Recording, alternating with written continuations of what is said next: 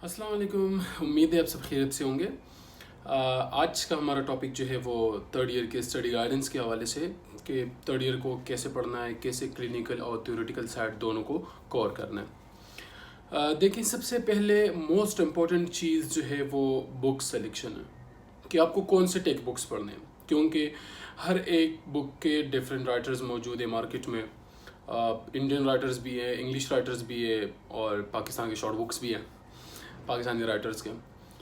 सो उसमें oral faith के लिए सोम्स सिर्फ 6th एडिशन, ठीक है, नॉट 7th एडिशन नहीं, 6th edition oral Soames oral path का चाहिए, सोम्स वाला। ओरल पेथ सोम्स से लाइन टू लाइन आता है। ओरल पेथ ऐसा सब्जेक्ट है जिसमें आप एक सिंगल लाइन तक नहीं छोड़ सकते, लिटरली सिंगल लाइन तक, एक सिंगल डायग्राम तक आप नहीं छोड़ सकते, क्योंकि लास्ट प्रॉफ में अनएक्सपेक्टेड टॉपिक्स पे वाइवा आए हुए हैं, ठीक है। लाइक म्यूकोसील पे हमारे वहम गुमान में भी नहीं था कि म्यूकोसील पे भी वाइवा आ सकता है, लेकिन उन्होंने दे दिया। सो आपको एक सिंगल टॉपिक तक आप नहीं छोड़ सकते ओरल पेथ में। और स्पेशली एडिशन बहुत इंपॉर्टेंट है, क्योंकि जो न्यू एडिशन आई हुई है उसमें काफ़ी सारी चीज़ें जो है वो मिसिंग है। तो ठीक है, तो आप अपने लिए 6th एडिशन ढूंढिएगा, ठीक है, ऑक्सफोर्ड वाली, तो उससे सारा पेपर आपका निकलेगा। इस तरह ओरल मेडिसिन के लिए काउसन एडिशन का खास फ़र्क नहीं है, आप जो सा भी एडिशन ले सकते हैं। जनरल मेडिसिन के लिए ओनली इरफान मसूद बेस्ट है। मैंने खुद इनाम दानिश पढ़ी थी, लेकिन एट द एंड फिर जब पास्ट पेपर्स मैंने सॉल्व किए और फिर इनाम दानिश और इरफान मसूद के जो मेनली क्वेश्चंस होते हैं, like drug of choice, main contraindication, main adverse effect, उसमें थोड़ा बहुत डिफरेंस आ रहा था।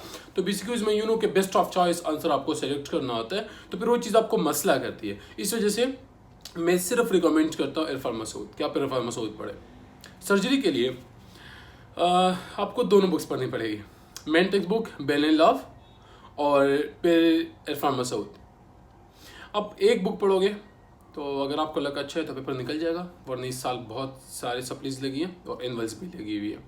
सो बेल एंड लव से आपने मेनली चार्ट्स पढ़ने और जो जितने भी पिक्चर्स है फॉरॉस की, और इरफान मसूद से आप दोनों, मतलब एक टॉपिक फॉर एग्जांपल अगर आप मेटाबॉलिक रिस्पांस टू पढ़ रहे, मेटाबॉलिक रिस्पांस टू इंजरी, तो वही चीज़ आपको बेन लव से भी एक दफ़ा गो थ्रू करनी पड़ेगी, वही चीज़ आपको इरफान मसूद से भी पढ़नी पड़ेगी।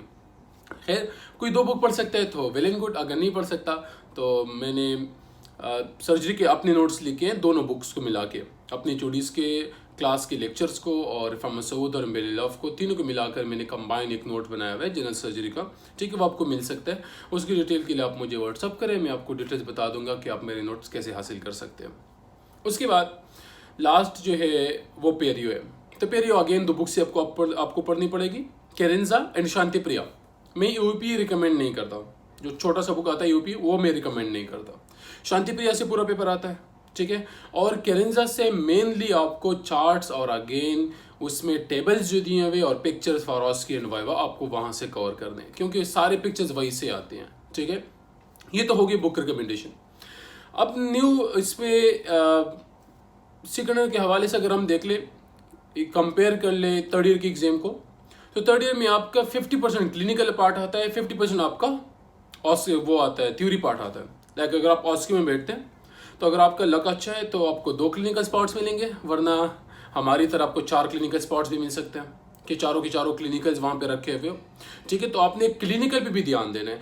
सो क्लिनिकल के लिए आप bed side more than enough, bed side से आपका सब कुछ कवर हो जाएगा, ठीक है। स्पेशली वहाँ पे जो सिलेबस हमने अपलोड किया हुआ है फेसबुक ग्रुप पे, वहाँ से सिलेबस देख सकते हैं, उस हवाले से फिर आप बेड साइड को पढ़ते रहे, बेड साइड से आपका क्लिनिकल पार्ट कवर होगा। इस तरह क्लिनिकल एग्जामिनेशन है, तो क्लिनिकल एग्जामिनेशन आप यूट्यूब वीडियोस भी देख सकते हैं, और जब कॉलेज ओपन हो जाएंगे तो फिर आपके चूडीज़ डिपार्टमेंट वाले आपको करा देंगे, तो वो एग्जामिनेशन भी आपको आनी चाहिए। इंपॉर्टेंट एग्जामिनेशन जो है वो लिम्फ नोड एग्जामिनेशन है, इस TMG एग्जामिनेशन है, बेल्स पेल्स एग्जामिनेशन है, इस तरह ट्राइजेमाइनल नर्व की एग्जामिनेशन है, फेशियल नर्व की एग्जामिनेशन है, ठीक है।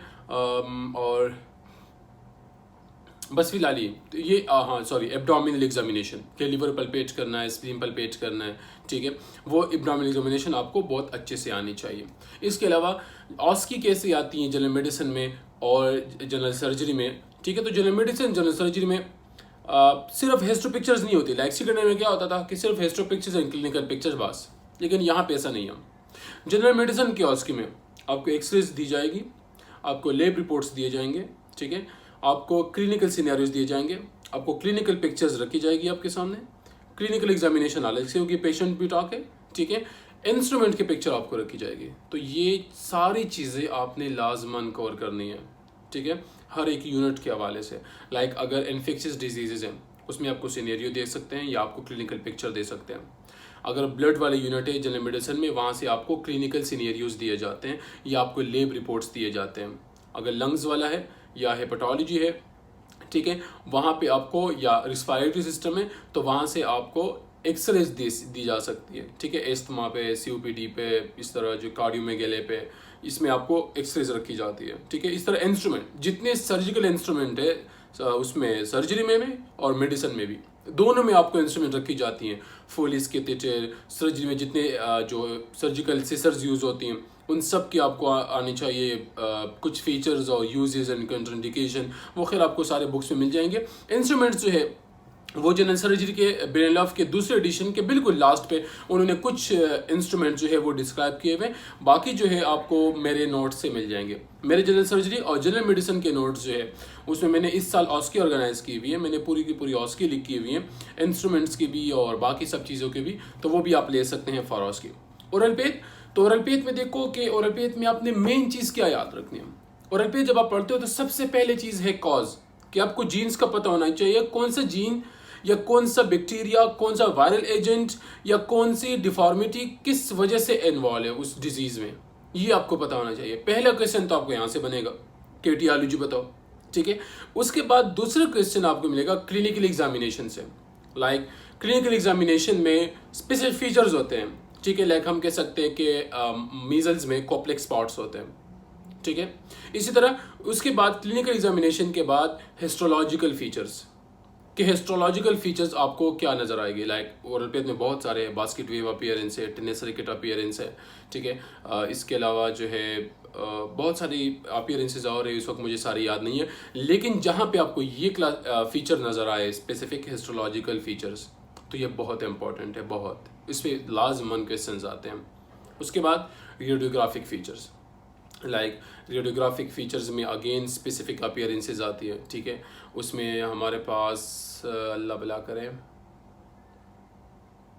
याद नहीं आ रही लेकिन खैर ओरल पेथ की बुक से मिल जाएगी। तो रेडियोग्राफिक अपीयरेंस जो स्पेसिफिक वाली होती है वो याद रखना है, ठीक है। तो ओरल पेथ में आपको सब कुछ यहाँ से कवर होगा, क्योंकि आपकी जो भी ऑस्की आएगी वाइवा आएगा। सबसे पहले आइडेंटिफाई, दूसरा क्वेश्चन एटियोलॉजी, तीसरा क्वेश्चन क्लिनिकल फीचर, चौथा क्वेश्चन हिस्टोलॉजिकल फीचर, पांचवा question radiographic features and last differential diagnosis. भले आप सारे सब्जेक्ट्स में डिफरेंशियल डायग्नोसिस याद ना करें, लेकिन डिफरेंशियल डायग्नोसिस बहुत ज़्यादा इंपॉर्टेंट है ओरल पेथ के लिए। आपको ओरल पेथ में लाजमन 2 से 3 डिफरेंशियल डायग्नोसिस तो याद होनी ही चाहिए, ठीक है। ओरल पेथ को पढ़ने का आसान तरीका ये है कि आप सबसे पहले क्लासिफिकेशन पढ़ो कि सिस्ट है तो ओडोंटोजेनिक सिस्ट है, नॉन ओडोंटोजेनिक सिस्ट है, सूडोसिस्ट है और ट्रू सिस्ट है, ठीक है। एपिथेलाइज सिस्ट है, नॉन एपिथेलाइज्ड है। तो ये क्लासिफिकेशन जब आपको याद हो जाएगी तो एक हिंट तो आपको यहाँ से मिल जाएगा। फिर जो स्पेसिफिक फीचर आते हैं जिसका मैंने अभी जिक्र किया कि लाइक रेडिकुलर सिस्ट है तो वहाँ पे स्ट्रॉ कलर फ्लूइड होता है, ठीक है, उसका अपने एक खास एपिथेलियम है।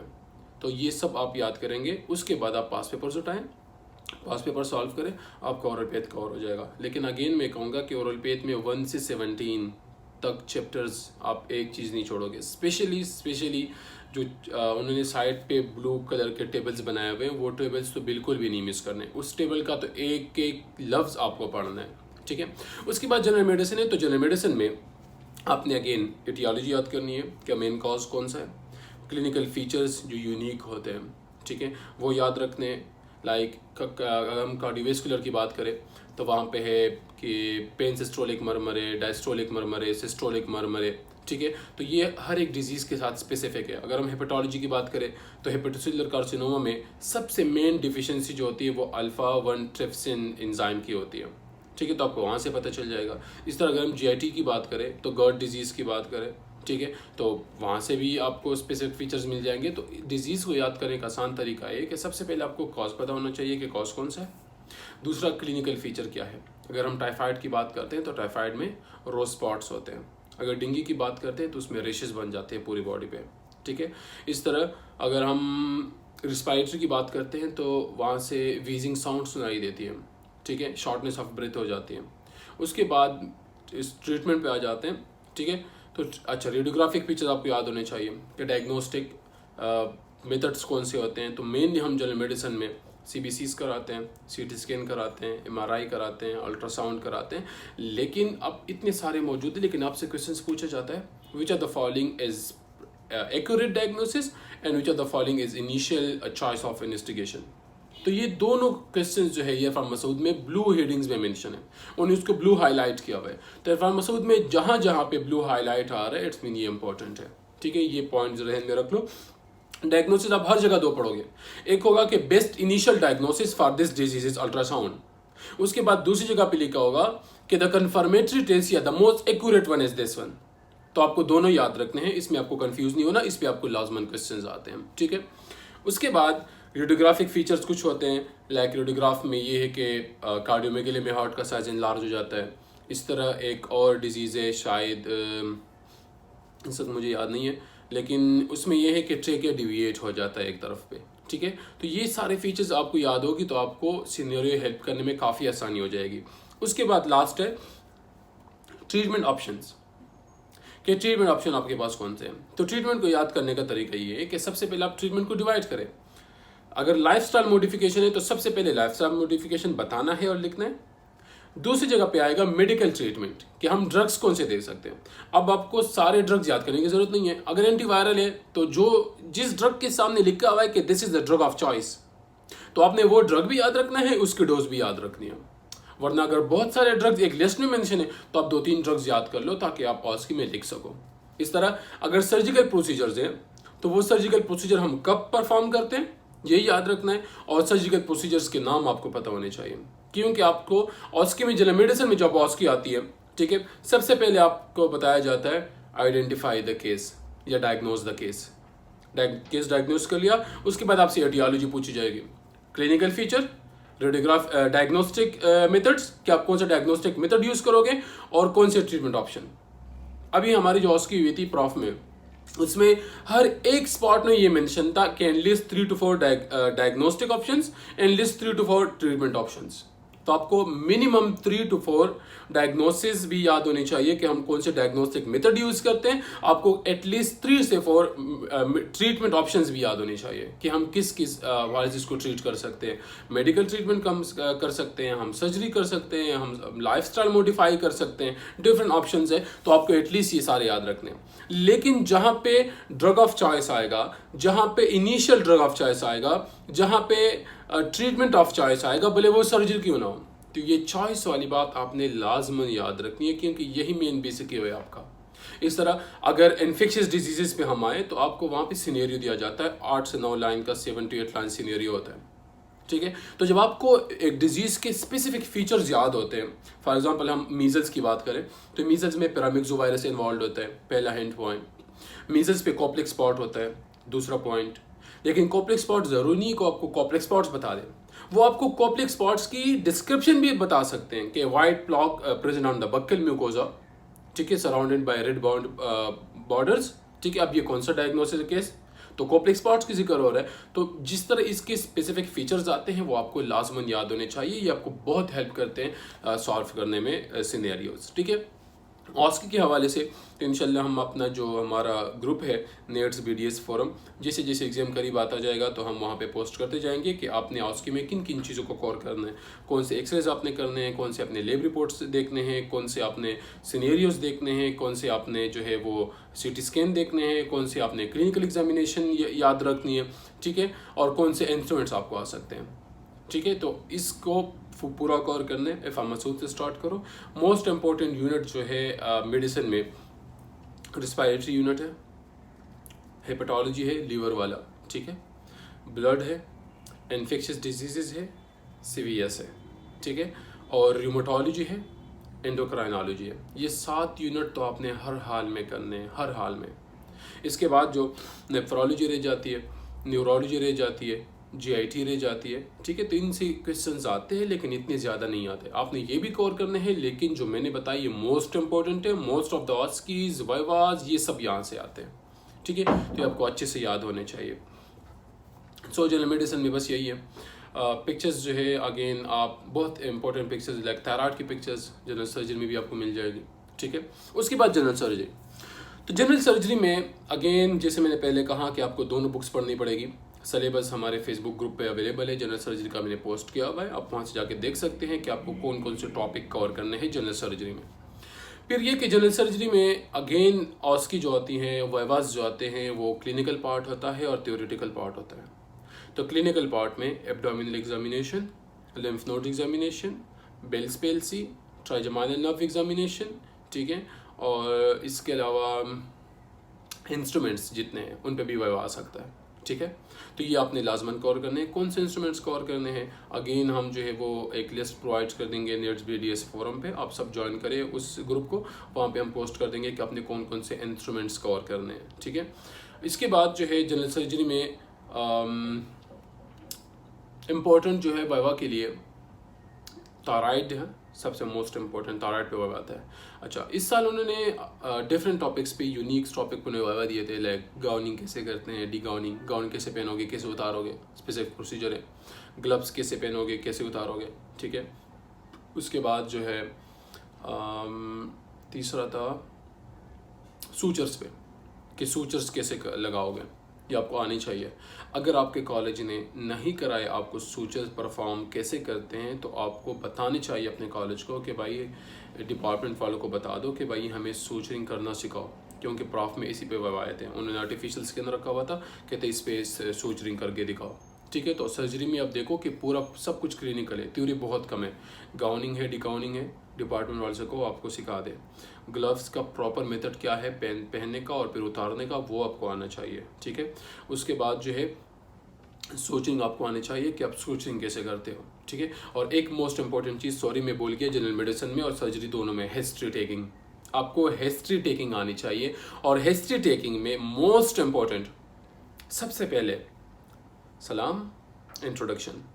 अगर आपने आते वक्त पेशेंट को सलाम किया, अपने खुद को इंट्रोड्यूस कराया, आपको 2 मार्क्स मिल गए। एट द एंड आपने उसको अल्लाह हाफिज़ कहा, ठीक है, अगेन आपको 2 मार्क्स मिल गए। तो ये दोनों चीज़ें तो कभी नहीं बोलनी, वरना आप स्ट्रेट अवे 4 मार्क्स लूज़ कर जाओगे, ठीक है।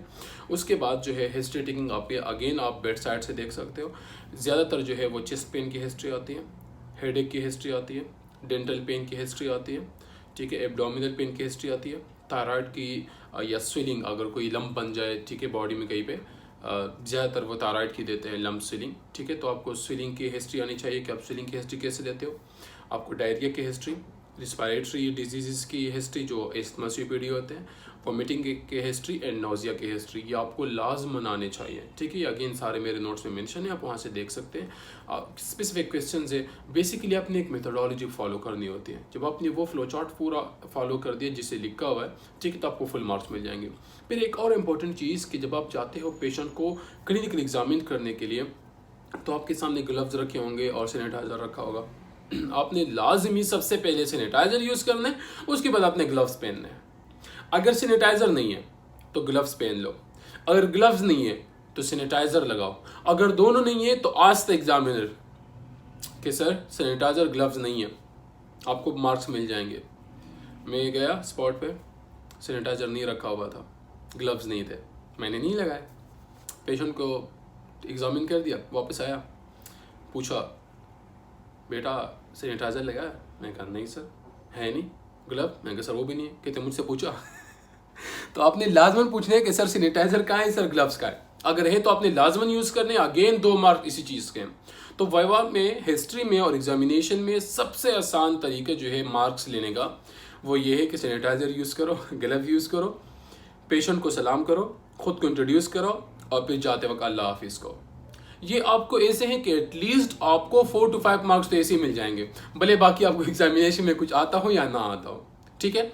इस तरह जब आप एब्डोमिनल एग्जामिनेशन, जो डिजीज़ आपको बताया जा रहा है कि ये डिजीज़ आपने जो है एग्जामिन करना है, फिर आपको उस डिजीज़ के बारे में पूरी इन्फॉर्मेशन होनी चाहिए। अगर आपको बताया जा रहा है कि थायराइड ग्लैंड एग्जामिन करो, तो आपको पूरा थायराइड ग्लैंड आना चाहिए कि थायराइड ग्लैंड के डिसऑर्डर्स कौन से हैं, हाइपरथायराइडिज्म का केस है, ठीक है। तो हाइपरथायराइडिज्म के कॉजेज क्या है, हाइपरथायरॉयडिज्म के इन्वेस्टिगेशन चॉइसेस क्या है, हाइपरथायरॉयडिज्म के ट्रीटमेंट चॉइसेस क्या है, फिर उसके अगर मेलिग्नेंसी की तरफ बात जाती है, कैंसर की तरफ बात जाती है, तो उसके बिनाइन ट्यूमर्स कौन से हैं, उसके मेलिग्नेंट ट्यूमर्स कौन से हैं, ठीक है। अगेन उनके इन्वेस्टिगेशन ऑप्शंस क्या है और उनके ट्रीटमेंट ऑप्शंस क्या है। इस तरह अगर आप एब्डोमिनल एग्जामिनेशन कर रहे हो, ठीक है, और आपसे वहां पूछा जा रहा है कि स्प्लीन एग्जामिन करो, लिवर पल्पेट करो, स्प्लीन लिवर पल्पेट करो, तो पल्पेट हम क्यों करते हैं, क्योंकि कभी कभार स्प्लीनोमेगेली हो जाती है and hepatomegaly, mean enlargement of the spleen, enlargement of the liver, ठीक है। तो फिर आपको जस्ट वो एग्जामिन नहीं करना, आपको एक तो उनका प्रॉपर लोकेशन पता होना चाहिए कि कहां से कहां तक आपने एग्जामिन करना है लिवर को, कौन से साइड पे करना है, राइट पे लेफ्ट पे, ये आपको पता होना चाहिए। दूसरी बात ये कि हेपेटोमेगेली के कॉजेज आपको पता होने चाहिए एंड स्प्लीनोमेगेली के कॉजेज आपको पता होने चाहिए, क्योंकि ये वाइवा क्वेश्चन है। And list the causes of hepatomegaly, liver क्यों इनलार्ज हो जाता है, and list the causes of splenomegaly, spleen क्यों इनलार्ज होता है, ठीक है। और ये बिलीव मी थर्ड ईयर में जो एग्जामिनर आते हैं वो नहीं देते मार्क्स, सिंपल यही है, मार्क्स बहुत मुश्किल से देते हैं, स्पेशली एग्जामिनेशन वाले स्पॉट्स पे और क्लिनिकल हिस्ट्री वाले स्पॉट्स पे। उनमें आपको जो मेथड बुक में लिखा हुआ है आपने A to Z वही कॉपी करना है, कॉपी करके फॉलो करना है आपने वहाँ पे, ठीक है। सो जनरल सर्जरी में अगेन इंस्ट्रूमेंट पे आस्क की आती है, तो आपको इंस्ट्रूमेंट्स अच्छे से आने चाहिए, like Foley's catheter, nasogastric tube, tracheostomy tubes, ठीक है।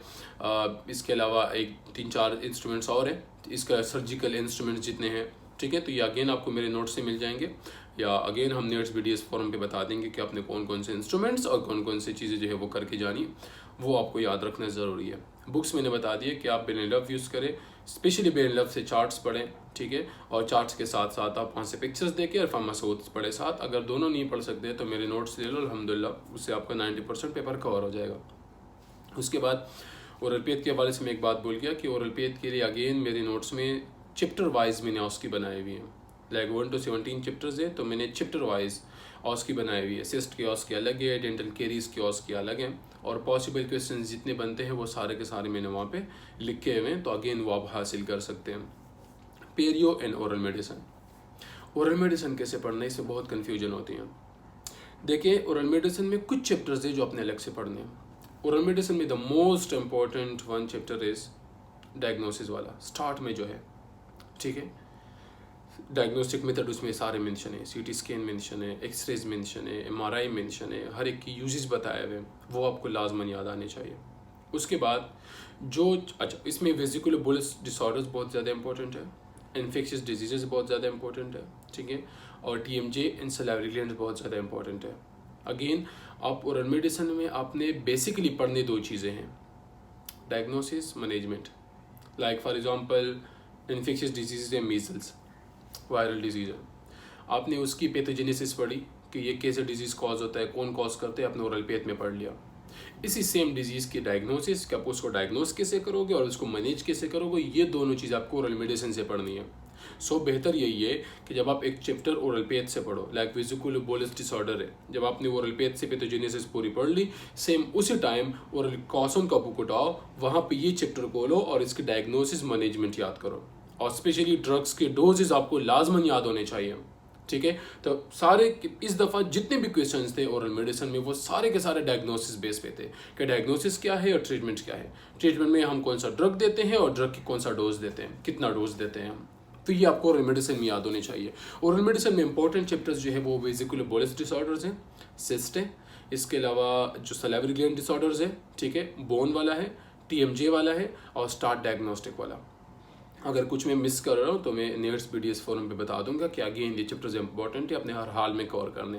लेकिन कवर करने कैसे हैं, फिर से सुन लो कि ओरल पेथ पढ़ो, जो चैप्टर आप ओरल पेथ से पढ़ रहे हो, लाइक आपने सिस्ट कर लिया, आपने सलाइवरी ग्लैंड कर लिया ओरल पेथ से, उसी टाइम वही चैप्टर कॉसन के बुक से पढ़ो, आपके कवर हो जाएगा। और मेन फोकस ओरल मेडिसिन में रखना है डायग्नोसिस पे, ठीक है, और डायग्नोसिस के बाद मैनेजमेंट पे। पैथोजेनेसिस आप बिल्कुल छोड़ दो, इट्स ओके, पैथोजेनेसिस आपको ओरल पेथ से याद हो जाएगी, एटियोलॉजी आपको ओरल पेथ से याद हो जाएगी। तो ओरल मेडिसिन में आपने सिर्फ ये 2 चीज़ें करनी है। और जो मेन जो वाइवा स्पॉट्स आते हैं ओरल मेडिसिन में, अगेन उसमें नर्व एग्जामिनेशन पे आती हैं, facial nerve examination, trigeminal examination, lymph node examination and TMJ examination.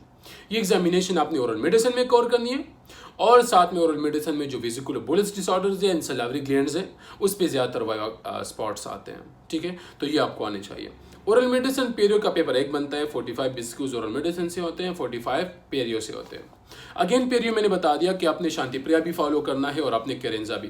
केरेंजा से आपने चार्ट्स करने हैं, केरेंजा से आपने पिक्चर्स देखनी है, हर हाल में लाजमन आपने पिक्चर्स केरेंजा से देखनी है, क्योंकि सारी की सारी पिक्चर्स केरेंजा से दी जाती है और केरेंजा के चार्ट्स बहुत इंपॉर्टेंट है। जो टेबल्स बने हुए और स्मॉल बॉक्सेस बने हुए होते हैं केरेंजा में, वो बहुत इंपॉर्टेंट है। बाकी आप शांति प्रिया पढ़ो। अगेन शांति प्रिया में सब कुछ नहीं पढ़ना, सिलेबस मैंने अगेन नेट्स BDS फोरम जो डेंटिस्ट्री फोरम के नाम से फेसबुक का ग्रुप है, वहाँ पे मैंने अपलोड किया हुआ है, आप वहाँ से जाके देख सकते हैं। ठीक है, कि आपने कौन से टॉपिक को किस तरह कवर करना है। इस तरह जनरल मेडिसिन में एक बात याद रखें कि आपने पूरा का पूरा यूनिट कोई एक भी नहीं पढ़ना, आपने वहाँ पे स्पेसिफिक डिजीज़ पढ़नी है, एक डिजीज़ का लिस्ट है। अगेन मैंने सिलेबस शेयर किया हुआ है nets dentistry forum Facebook group पे, आप वहाँ पे जाएँ, आपको डाउनलोड करें और उस हिसाब से आप उसको पढ़ें।